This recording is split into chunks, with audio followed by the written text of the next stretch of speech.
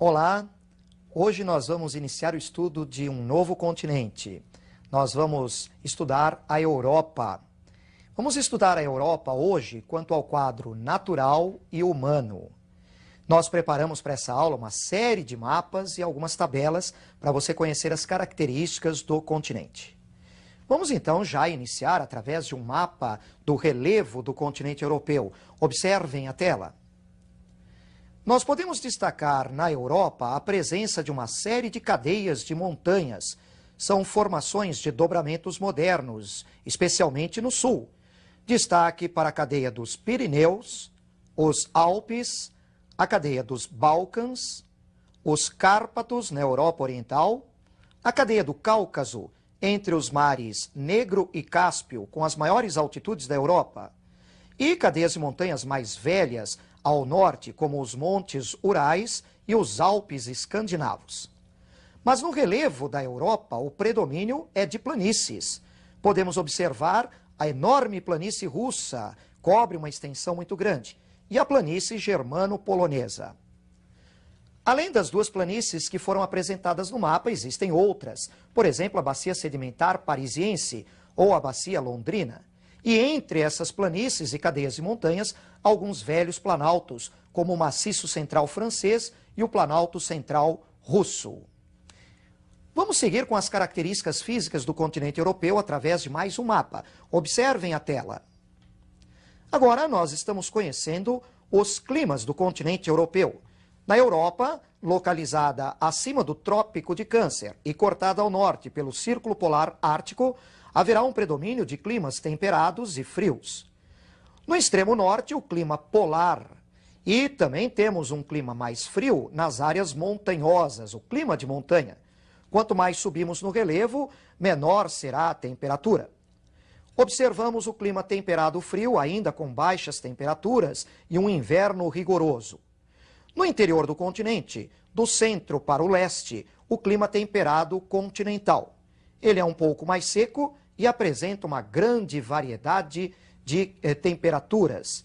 Há uma grande amplitude térmica comparando o verão e o inverno. Na porção ocidental, o clima temperado oceânico. E aí uma forte influência da maritimidade nessa região da Europa. E influência também da corrente marítima quente do Golfo. Ao sul, encontramos o clima mediterrâneo. Esse clima mediterrâneo ele apresenta um verão que é quente e seco, céu azul, temperaturas elevadas. O inverno no clima mediterrâneo é suave, as temperaturas não caem muito, mas ele é um inverno chuvoso, o céu, portanto, estará nublado. Vamos também acompanhar agora as vegetações da Europa seguindo os climas. Observe mais um mapa na sua tela. Ao norte da Europa, em áreas de clima polar, vamos encontrar a tundra, uma vegetação rasteira que na maior parte do ano fica coberta pela neve e pelo gelo. Podemos identificar também a chamada vegetação de montanha. É uma vegetação que se altera com a altitude, devido às mudanças de temperatura. Encontramos nas áreas de clima temperado frio a floresta boreal ou floresta de coníferas, homogênea e aberta, se estendendo por grandes extensões, especialmente da Rússia. A floresta temperada, que aparece no seu mapa, ela já foi em grande parte retirada pelo homem, também de características homogêneas. Mas ela coincide com áreas de grande ocupação humana, de grandes concentrações urbanas e industriais no continente europeu. As estepes, no centro-leste, acompanham áreas de clima temperado continental. E no sul, a vegetação mediterrânea. Essa vegetação mediterrânea, que acompanha o clima mediterrâneo, na verdade é um resquício de formações vegetais antigas no sul da Europa, que foram modificadas, alteradas devido à presença humana e com predomínio de formações arbustivas. Para encerrar o quadro natural da Europa, temos que conhecer também os rios, a rede hidrográfica desse continente. Nós temos mais um mapa que você vai acompanhar na sua tela. Nesse mapa podemos destacar em primeiro lugar o rio Tamisa. É um rio de curta extensão, mas importante por atravessar uma área muito urbanizada e industrializada. É o rio que atravessa a cidade de Londres. Na Península Ibérica, atravessando Lisboa, capital de Portugal, o rio Tejo. O rio Sena é o principal rio da França, correndo no sentido do centro para o norte da França, terminando no Canal da Mancha. Ele atravessa a cidade de Paris. O rio Reno é considerado um rio economicamente muito importante no continente. Atravessa regiões muito industrializadas, passando pelo oeste da Alemanha e cortando também a Holanda, despejando suas águas no Mar do Norte. O rio Po se destaca no norte da Itália, atravessando uma região de grande desenvolvimento industrial. O norte da Itália é a área mais industrializada desse país.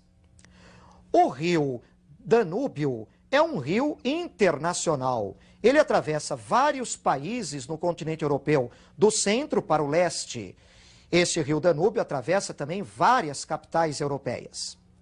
E o rio Volga, que é o mais extenso do continente europeu, um rio que percorre terras da Rússia e termina no Mar Cáspio. Esse rio Volga permite o aproveitamento tanto para a navegação, para o transporte hidroviário, como também para a produção de energia. Conhecemos o quadro natural da Europa. Vamos falar um pouco agora sobre a população do continente. A Europa é um continente populoso, mas o que chama mais atenção é que a Europa é o continente mais povoado do mundo, devido ao fato de ter uma extensão territorial reduzida. A população europeia, ela apresenta um bom padrão de vida. Muitos países da Europa são países de primeiro mundo. Natalidade reduzida, crescimento populacional lento, analfabetismo e mortalidade infantil muito reduzidos e uma expectativa de vida alta. Você vai conhecer essas e outras características agora da população europeia. Então me acompanhe nessa nossa próxima tela para observarmos algumas características. Nós temos aqui uma comparação para você de países ricos da Europa, países que pertencem ao G7, os 7 países mais ricos do mundo. São países da Europa Ocidental. A Europa Ocidental é a porção mais desenvolvida do continente. Verifiquem que o crescimento demográfico projetado para o período 2000-2005 é muito reduzido, em alguns casos até negativo. A expectativa de vida é realmente muito alta, variando entre os 75 anos e até mais de 80 anos. O IDH desses países, todos elevados, acima de 0,9. Eles estão muito bem posicionados na classificação do IDH. Mas não podemos esquecer que não é toda a Europa que é desenvolvida. Há desigualdades regionais, há desigualdades de renda, desigualdades sociais no continente europeu. Alguns países da Europa estão no grupo dos países subdesenvolvidos e, evidentemente, vão apresentar indicadores diferentes dos que você acabou de ver. Vamos, então, a mais uma tabela que vai apresentar casos diferentes dos que você observou. Observem. Agora nós temos países do leste europeu, países que são mais pobres na Europa ou estão entre os mais pobres. A Albânia, que vive sérias dificuldades socioeconômicas, a Bulgária, a Moldávia e a Romênia. Observem que nós já encontramos aí um analfabetismo considerável, menor do que o Brasil, mas muito elevado para os padrões europeus. O IDH desses países se aproxima do IDH do Brasil, um pouco menor no caso da Moldávia e da Bulgária. A mortalidade infantil é considerada alta para os padrões europeus, menor do que a do Brasil, mas muito elevada em comparação aos países mais ricos da Europa. Importante também lembrar que no continente europeu a população está mal distribuída. Ela vai se concentrar nas áreas economicamente mais importantes, informações urbanas e industriais. Vamos observar essa distribuição da população europeia através de um mapa. Acompanhem comigo.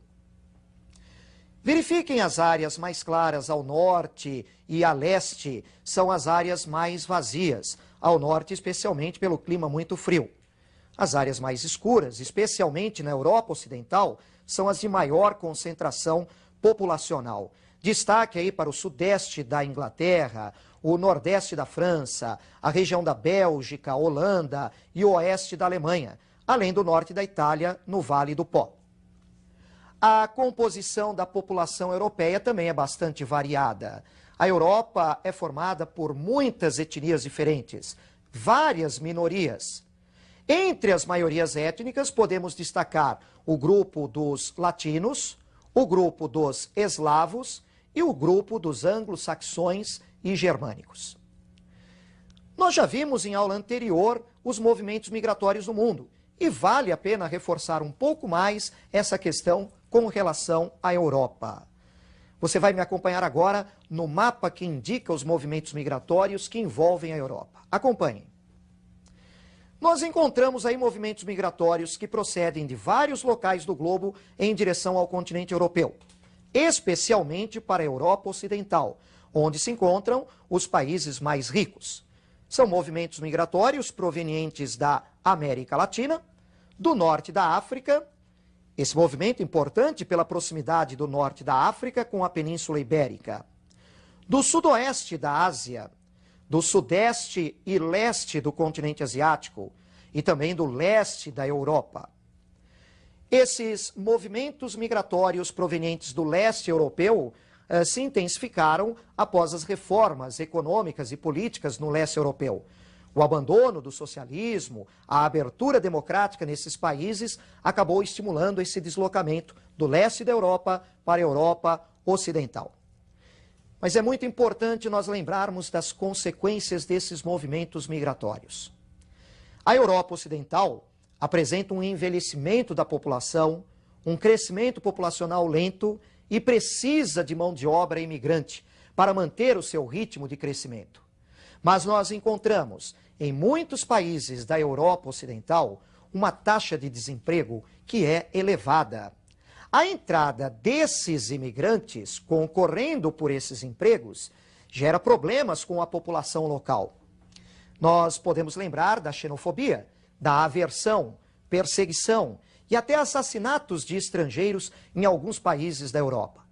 E vamos lembrar que alguns governos europeus têm criado leis, regras cada vez mais rígidas para bloquear essa entrada de imigrantes, especialmente para evitar a entrada dos ilegais.